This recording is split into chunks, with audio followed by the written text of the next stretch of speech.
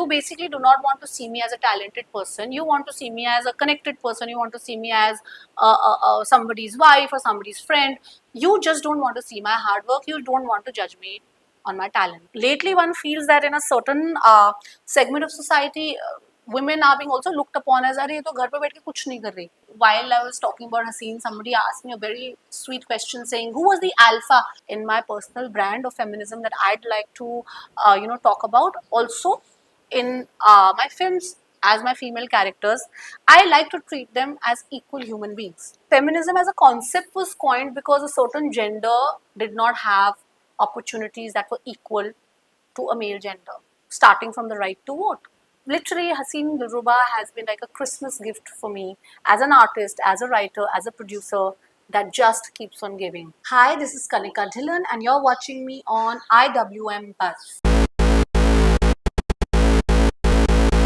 A woman making it in a man's world, usually this kind of a phrase goes really well when we talk about female actors and they're getting their due, finally, right? But when you go behind the scenes and then you see a woman just rolling it and killing it everywhere and just making her place, the name is Kanika Dhillon. Hi. Hi. Hi. Welcome to IWMBuzz. Thank you. It's a pleasure. Super. So I have to first ask you about this because I think that's probably the kind of thought that you must be having in your head, that how does it feel to be in a center of conversations even when you don't like to be? How does it feel to be in the center of you get used to it eventually. Really? I was just telling somebody a couple of minutes back actually that I realized I have a magical power which is called polarizing a room. So I kind of look at it like that. Right. But I think it's good to be a conversation starter. I think we become artists to be conversation starters. I think as an artist, my biggest fear is being ignored. So I can't complain being in the center of a conversation ever, I think. Fair, that's true. And of course, we have to talk about Fira Yassin Dilruba. I think this is a question that's probably asked to you on multiple fronts, but what I want to know is that when it happened, when everything happened with Haseen Dilruba, there was, as you mentioned, polarizing being the favorite word these days, that was going on, and her being portrayed as an alpha, this, that, blah, blah, blah. Did you ever feel the need to put out a statement or put out any sort of clarification? I think, whatever I wanted to say, I did say. There is, as an artist, you put your work out there. There is a public opinion. There's a review. The critics come in, and everybody is very welcome because, art is supposed to be discussed. Art is supposed to be dissected. Art is supposed to be loved or hated. Like I said, being ignored is the worst thing that can happen to a piece of art, be it a painting, be it a film, be it any sort of medium. So yes, very welcome. It keeps me on my toes, it keeps me fresh, it keeps me going. But after all the conversations, the film was seen by the audiences. And then the love started pouring in. And now, when you get that sort of love, you're humbled. Right. And you're energized. And you are emboldened to do more, push the envelope more. So literally, Haseen Dilruba has been like a Christmas gift for me as an artist, as a writer, as a producer that just keeps on giving. So having said that, I'm very appreciative and very cognizant of all the critiques that came my way, because of course there is a responsibility when one is out there in the public domain, and there could be a gap of understanding, there could be a difference of opinion, but the conversation is very welcome, very encouraging, because it is in the right direction. True, correct. And on similar lines, because what I also feel with writers especially is that some more often than not, box office performance, really hampers, I think, a writer, I would say that. Because of course, when it's all hunky-dory, you are having a ball, it's obviously great, appreciative. But obviously when it doesn't, it's not so good, it probably breaks your heart, just like it does to everyone associated with the project. But my question to you is that, in your filmography so far, what has been the success that has had you the happiest and most relieved, and the failure that left you a little disheartened and sad? So I'll tell you, Kedarnath Mm-hmm. was, it was a new girl. It was an ambitious film. Right. Uh, I was fairly new, Yeah. 2 films old. So um, that I was very relieved that the audiences loved it despite a fairly new girl, and you know it did very well. Hmm.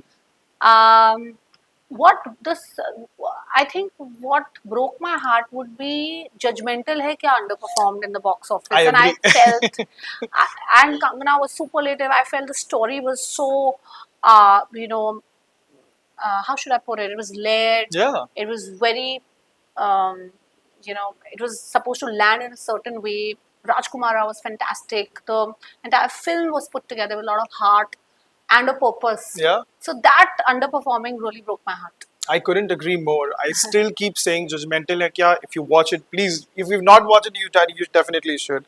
Super. Another thing, when you talk about, because you're associated with having, while we're talking about the polarizing stuff, you're also associated with giving out messages and giving out a feminist take in your things, which we've seen supremely. You do it so well, right? But my question to you is that when you write something, it's not necessarily has to be about feminism. It's a story at the end of the day, right? But when you incorporate any sort of feminism or any female story into something, what do you believe is the best way to put it out? Do you have to be more obvious and out there by saying that, okay, this is a feminist film? Of course, I don't mean literally, but like that. Or do you feel a much more nuanced and a more subtle way to approach it is better?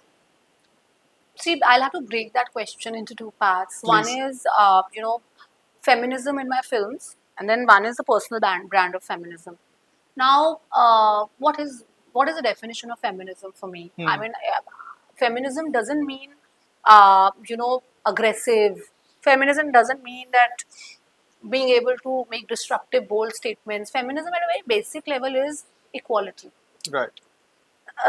Feminism as a concept was coined because a certain gender did not have opportunities that were equal to a male gender, starting from the right to vote, uh, to till date the right to choose, Correct. right to choose, and in certain pockets of our own country, right to choose a career, right to choose a partner, right to marry, right to work, right to not work, right to have babies at a certain age, right to not have.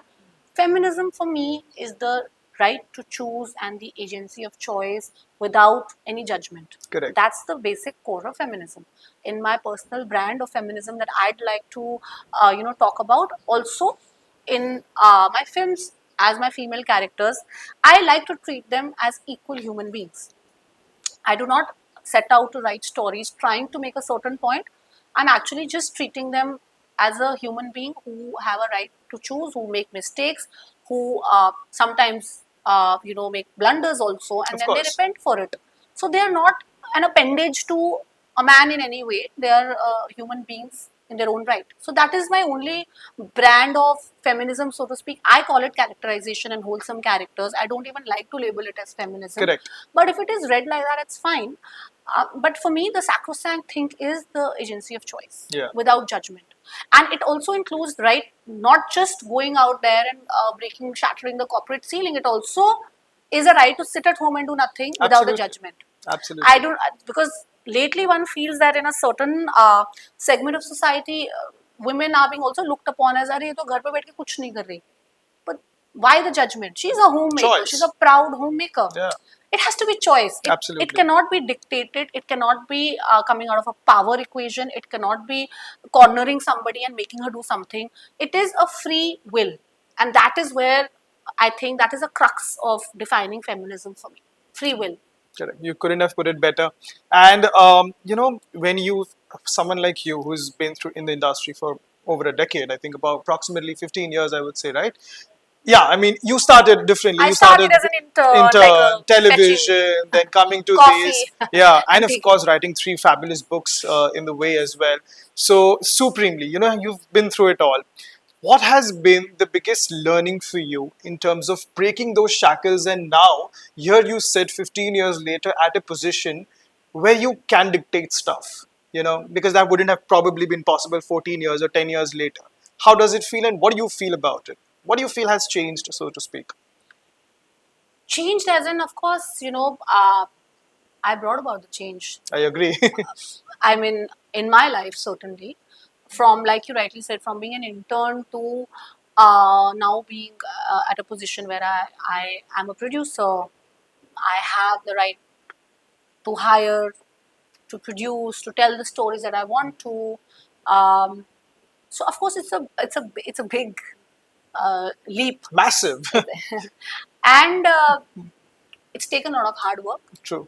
It's taken a lot of commitment, uh, and also a thick skin. It's taken a lot of will to not succumb, a lot of willpower to keep your mental health sane, Right. uh, and to understand and befriend rejection. Hmm. Because, when you're in this field of arts, I'd like to say, it's a it's a twofold struggle that one is an external one is an internal one. External one is still easier to fight. External one where you fight for your rights, the injustice of it, where you feel that, oh, I don't know so many people, so I won't get work. That is an external fight. Or say these people talk about gender. Okay, just because I'm a female screenwriter, then I have to go through this. This is just because I'm a female screenwriter. You're telling me my body of work is because I have friends. I have whatever. You basically do not want to see me as a talented person. You want to see me as a connected person. You want to see me as somebody's wife or somebody's friend. You just don't want to see my hard work. You don't want to judge me on my talent. Now that's Right. an external struggle. Correct. But then there is a very much more important and difficult internal struggle, which is tell yourself that you are good and you can make it. Because that you have to fight every day. Absolutely. And no matter where you reach, it'll start off as an intern where people will tell you, I was told by so many big and famous people who I used to idolize that you don't belong on a film set, you don't even know where to stand, you're standing in front of camera, you're blocking. Literally from there to a very famous, well-known, world famous figure, publicly writing, printing it in the newspaper saying Kanika Dhillon should never pick up a pen to write. To big and small, all your failures are in the newspapers. There is literally nowhere to hide Yeah. from your failures Yeah. in this journey. And you have to tell yourself that you will make it. So, I would just say that it's an internal and external journey that you need to partake and keep your head down and work hard. Because there is no other way Yeah. to come out of it. And you have to love it enough to take all of this Yes, exactly. and then wake up every day and show up for work. Perseverance, I think. Perseverance, hard work, Yeah. the love of it. Welcome to the movies. I absolutely. That's such a that's itself is like a good school for everyone out there who's, and especially female screenwriters, because as you say that no matter what you do, there is prejudice about it, and you can't really fight that. You can't change people right away, but you can just keep fighting and doing your best. Absolutely. One final question in this context, because I think as writers, when you dabble in so many genres, I think everybody has a secret, inclination towards something. It can be suspense, it can be like a romantic drama or a family drama. What is something that you absolutely really get indulgent when you're writing, and you really really love doing that? I'm a little obsessive as a personality. My likes and dislikes. Sometimes I'm a new director, love it obsessively. This concept, love it obsessively. Whatever I'm writing, oh my god, this is the only thing I want to write ever. So I am a little obsessive like that. Right. So when I was writing Man Marziyan, I completely thought that hardcore romance is what I'm going to write for the rest of my life. Okay. Then when I was writing Kedarnath, I was like, oh my god, disaster films is my thing. Judgmental hai kya? Thrillers, Yeah. psychological thrillers. Yeah. Haseen Dilruba, pulp. I'm going to write pulp. That's the best thing that is ever happening. Right. So, it's a cyclical thing for me. When I'm into a film, writing a genre, writing stories, and all consuming one. That's why I tend to write 2, 3 at the same time, so I don't get completely consumed and obsessed by just one world and then lose my perspective. So that's why I have to work on multiple stories at the same time. But having said that, I really genuinely don't have a particular affinity to a genre. I just purely love stories. True. That's fair. And one final question again, because I think if I'm not wrong, correct me if I'm wrong, Fir Haseen Dilba is the first sequel that you're working on, Yes. if I'm not wrong, right? Yes. So I think there is a certain amount of, I don't know. I don't know how much did that play a factor for you, because when you're writing original stories, original screenplays, very different ball game together, right? You have a clean slate to work on, but when you have a sequel, there is some sort of a sort of a thinking on it. Okay, this is what happened. That is what happened. No, absolutely. So, Yeah. Haseen 1, when I finished writing Haseen 1, it was not in my mind that I'll write Haseen 2. But then, I realized after having finished Haseen 1, I realized I was having so much fun being Dinesh Pandit. It was almost an escapism for me. It was like I've tasted blood. I wanted to dive into the world Nice. again. Yeah. And literally, as a writer, I felt that Dinesh Pandit is an escape route for me. So imagine the audience who's Exactly. going to witness it. It's a joyride Absolutely. in that way. So, and of course, I fell in love with Rishu and Rani, as I've said before. I was not ready to kind of wrap up this relationship. I wanted it to continue. Correct. And then, of course, came the immense love of the audiences, and the kind of numbers it did. Be it for the platform, Absolutely. be it for everyone involved, it was just a huge thumbs up Yeah. from the audiences. So that really propelled me to quickly kind of go back and put pen to paper and start writing Haseen 2. But yes, the responsibility was immense because I was the only one who was from part 1. It's a new director, new team entirely. Exactly. And then, of course, Rani and Rishu were the ones who would come with Only me coming from part on, yeah. 1. But, Tapsi and my collaboration goes back a long way. Yeah. She's somebody I can really lean on. So there's a full sisterhood happening here where we knew we were responsible for delivering this. I was a writer producer of part 1. I'm the writer producer of part 2. Yes. There was a monstrous debate that we had faced in part 1, and then the audience love, of course, came through, and now we were into part 2. Yeah. So of course there was a lot of responsibility. It was squarely on my shoulders as Dinesh Pandit, as the writer, as the creator, as the producer. But I had some amazing partnerships with Rani, played by Tapsi Pannu, who's a leading lady in the truest sense, who was kind of I was leaning on for some key decision making, sometimes not so popular decisions to be taken for the film. Of course, Vikrant Masi was immensely, he was very much there as a True. pillar of strength. Sunny Kaushal, lovely addition. Jimmy Sir, they've surrendered so completely to the world. And, while I was talking about Haseen, somebody asked me a very sweet question saying, who was the alpha? Dinesh Pandit was the alpha on the Absolutely. Haseen set and Absolutely. the universe. And that is why it is turned out to be what it is. And I'm just loving the whole experience of making pulp. And like I said, I've tasted blood, and I can't wait to write more on it. in this world. Yeah. Yeah, well, we would really hope for something if part 3 happens. I mean, we don't know how part 2 is going to end up, so Well, I don't know about part 3, but Dinesh Pandit is very much here. Dinesh Pandit is here. You'll have probably a series of Dinesh Pandit stories all together, right? I love Dinesh Pandit. I'm telling Super. you, it's my secret escapist Awesome. fantasy world. I'm sure everyone agrees to that. Thank you so much. Thank Such an you. absolute pleasure. Wish you all the best for everything Thank you. else. Thank you. Thank you.